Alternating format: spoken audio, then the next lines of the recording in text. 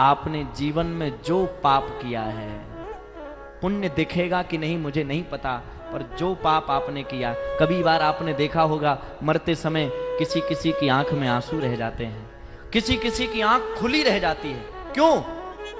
जब उसके सामने उसके ही पाप दर्शन में आते हैं तो उसकी आंख फटी की फटी रह जाती, मैंने इतने पाप किए।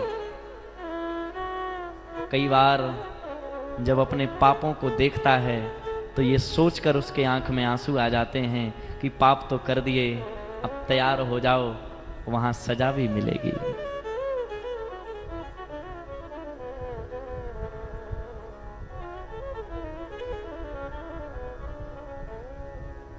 वहां सजा भी प्राप्त होनी है और उसी के लिए तो बचना है, उसी से तो हमें सबको भागना है।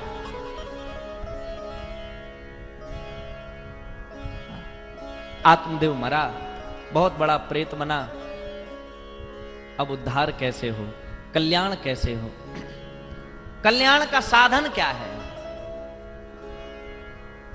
जीते जी कल्याण नहीं कर पाया, मरने के बाद कैसे करेगा? गोकर्ण को पता लगा कि वैश्याओं ने मेरे भाई को मार दिया है, वो तीर्थ यात्रा में चले गए, गया में जाकर के पिंडदान किया। अब जरा एक इस जरा सी कथा को सुनने के लिए सावधान हो जाना। गोकर्ण जी ने अपने भाई के लिए गया में जाकर के पिंडदान किया। हमारे यहां सनातन धर्म में ऐसी मान्यता है कि कोई भी व्यक्ति अगर अपने पूर्वजों का उद्धार चाहता है तो वह जाकर के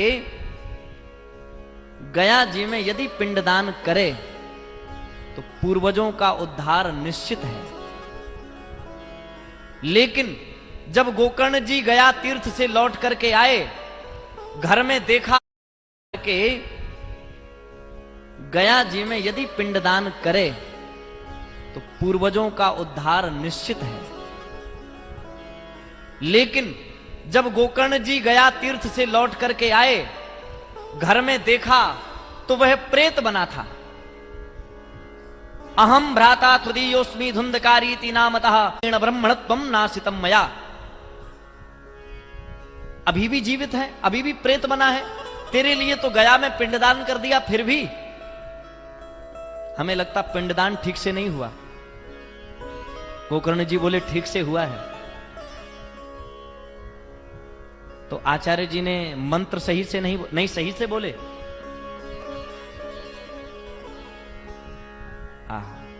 देखो, मैं एक बात आपसे कहूं बड़ी अच्छी।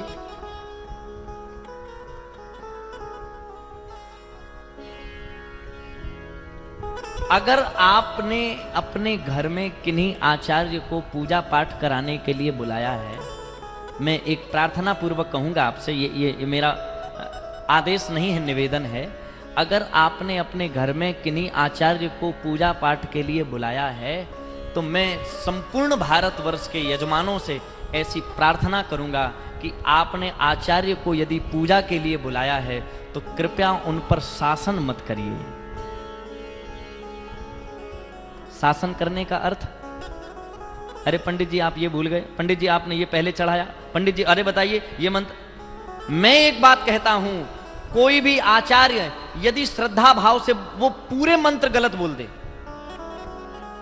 पूरे मंत्र, और अगर श्रद्धा भाव से उसने आपको आशीर्वाद दे दिया तो आपकी पूजा का फल आपको 100% मिलेगा। बोलो राधे राधे। और अगर आप टोक, इसका अर्थ ये नहीं कि मैं ये बढ़ावा दे रहा हूं कि आप ब्राह्मण गलत बोले ना, मैं इस बात को आप सबके मध्य पहुंचाना चाहता हूं। आए दिन हमारे आचार्यों की, जिन आचार्यों ने गुरुकुल में रह के गुरुओं के वस्त्र धोए हैं, जिन्होंने अपने घर को त्याग करके कई कई वर्षों तक अध्ययन किया है, उनके साथ भी ऐसा होने लगा है। त्रुटि हो जाए तो पंडित जी पर नाराज हो जाते हैं लोग ना। विवाह में तो अधिकांश ऐसी स्थिति होती है, पूरी रात तो डीजे में धम धम करके खुद देर करेंगे और सवेरे पंडित जी पे ही शासन करेंगे, पंडित जी जल्दी करो, देर हो रही, तुम्हें तो अपनी मची, गेस्ट हाउस खाली करना। अरे राम राम, तुमने फिर तुम जय जगदीश हरे की जगह झलक दिखला जा बजा रहे हो तो क्या होगा? सीधी बात है, इसमें कोई डरने वाली बात नहीं है। आप अपने भी तो आचरण शुद्ध रखिए, तब तो शासन करिए। द्वार 4 का मुहूर्त का समय अलग दिया है, सो मुहूर्त पे कुछ हो नहीं रहा है, और सवेरे पंडित जी को गेस्ट हाउस खाली करना है तो उनके पीछे चढ़े। क्षमा चाहूंगा, पर इतनी प्रार्थना। और डीजे में लाखों रुपए चला जाएगा, गेस्ट हाउस में लाखों रुपए चला जाएगा, जो फोटोग्राफी होगी उसमें लाखों रुपए चला जाएगा, पंडित जी को 2100 देने में प्राण निकलेंगे। अरे गजब हो गया साहब। पर मैं कहने में चूकूंगा नहीं, क्योंकि ये मैं, यद्यपि मेरा कार्य नहीं है, मैं नहीं करता, पर हमारे आचार्यों के लिए तो ये जरूरी है। गोकर्ण जी ने कहा, हमने आपके लिए जो गया में श्राद्ध किया, आचार्यों को खूब दक्षिणा दी, खूब अच्छे से कराया, तो फिर कमी कहां रह गई? एक कमी रह गई। अब ध्यान से सुनना जरा, अगर ये कमी आपको भी उचित लगे तो कभी भविष्य में मत करना। गया में जब श्राद्ध हो रहा था, पंडित जी ने गोकर्ण जी से कहा, संकल्प बुलवाया जाएगा, जिसकी निवृत्ति यानी जिसका उद्धार आप चाहते हैं उसका नाम और गोत्र बोलना। संकल्प बोला गया, बारी आई नाम और गोत्र की। गोकर्ण जी ने नाम बोला धुंधकारी, गोत्र बोला आत्मदेव जी का। संकल्प हो गया, पूजा हो गई, घर आ गए, उद्धार नहीं हुआ। क्यों? क्योंकि गोत्र आत्मदेव जी का बोला गया था, जबकि पुत्र तो आत्मदेव जी का नहीं था, वो तो आत्मदेव की पत्नी धुंधली की बहन का पुत्र था। जब बहन का पुत्र था तो गोत्र भी उसका अलग होगा। और जब गोत्र गलत होता रहा बार बार, तो एक बार नहीं, 2 बार नहीं, 100 बार संकल्प पढ़ा जाए, 100 बार पूजा की जाए, फिर भी उसकी मुक्ति, उसका उद्धार नहीं हो सकता। गया श्राद्ध सते नापी मुक्तिर में न भविष्यति। कितने भी बार कर लो। जैसे आपने बहुत अच्छा पत्र लिखा है, बहुत अच्छी हैंड राइटिंग भी आपने लिखी है, पर उसमें पता सही ना लिखा हो, तो बोलो चिट्ठी सही जगह पहुंच पाएगी? कभी नहीं पहुंचेगी। ऐसे ही संकल्प में नाम और गोत्र पते के जैसा है। आपने जो पूजा की उसमें आपने अपना पता सही डाला कि नहीं, और अगर पता सही न डाला तो करते रहो पूजा, हाँ, कोई फल नहीं मिलेगा। इसलिए हमारे यहां जो विद्वान आचार्य होते हैं, वे मंत्रों पर तो ध्यान देते ही, पर विशेष रूप से संकल्प पर ध्यान देते हैं। संकल्प कैसा बुलवाया जा रहा है, संकल्प में कितनी शुद्धता है। तो अब क्या करें तुम्हारे उद्धार के लिए? बोले एक ही उपाय है। क्या? सूर्य भगवान का रथ रोका, उन्होंने बताया, जाओ श्रीमद् भागवत की कथा सुनाओ तो प्रेत की पीड़ा से मुक्ति मिल जाएगी। भागवत जी की कथा सुनाने का संकल्प लिया, भागवत जी की कथा सुनाने का मन बनाया, और जैसे ही कथा सुनाने का मन बनाया, अब प्रेत कहां बैठे? तो 7 गांठ के काले बांस में, काले झंडे में जाकर प्रेत बैठ गया। और जब प्रेत बैठा तो पहला दिन पहली ग्रंथि चटकी, दूसरा दिन दूसरी ग्रंथि चटकी, तीसरा दिन तीसरी, एवं 7 दिनश्चैव 7 ग्रंथि विभेदनम। 7 दिन में 7 ग्रंथियां चटकी, और परिणाम ये हुआ, दिव्य रूप धरो जाता तुलसी दाम मंडिता। दिव्य रूप धारण करके वह दिव्य रूपधारी महापुरुष, जो पूर्व में प्रेत था, भागवत जी की कृपा से वह महापुरुष बनकर के प्रकट हो गया। बोलिए श्रीमद् भागवत महापुराण की जय हो।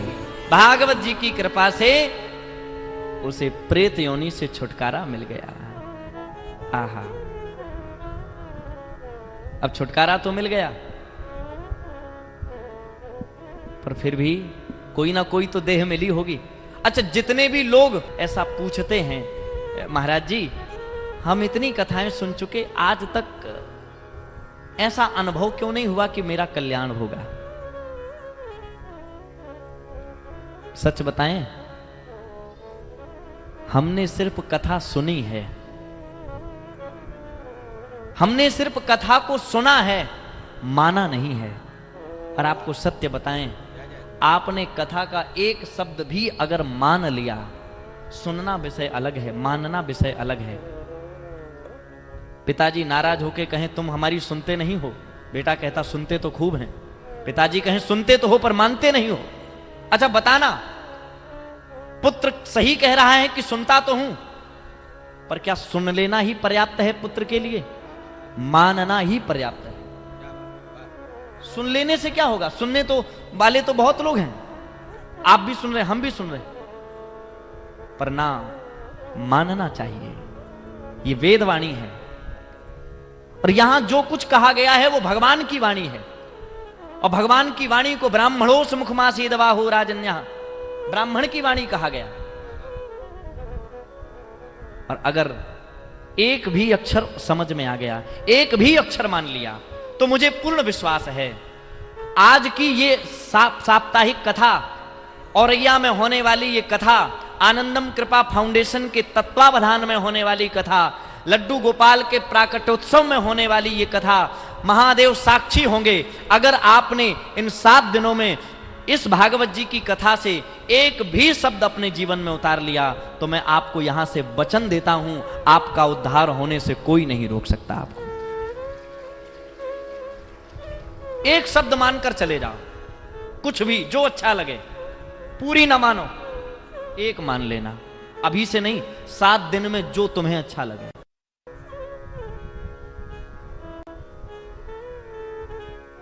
पर आज यही तो बड़ा दुख है, मानने की ही तो समस्या है। गुरु महाराज एक बात कहते थे, वे कहते थे एक ने कही एक ने मानी तो 2 ज्ञानी, और एक ने कही एक ने नहीं मानी तो 2 अज्ञानी। और जो मान गया, अच्छा एक शब्द मैं और जोड़ता हूं, एक शब्द है मानना और एक शब्द है जानना। अच्छा मैं हाथ जोड़कर पूछता हूं, बताना, पहले मानना जरूरी है या पहले जानना जरूरी है? हा? बताओ जरा कोई, माना पहले जाए या जाना पहले जाए?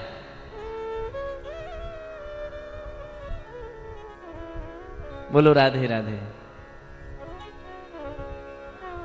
दोनों ही जरूरी हैं, मानना भी जरूरी है, जानना भी जरूरी है, पर सत्यता यही है कि आप क्या मानना चाहते हैं, आप क्या जानना चाहते हैं। अच्छा देखो, मैं इसमें एक बात कहता हूं, मैं आज से करीब 3-4 वर्ष पूर्व कहीं किसी कथा में ये अनुभव मैंने लिया था। देखो, मानना भी जरूरी है, जानना भी जरूरी है। सबसे पहले तो ये जानो कि मानना क्या है, और जो आपने मानने का संकल्प ले लिया, वो मैं सत्य कहता हूं, वो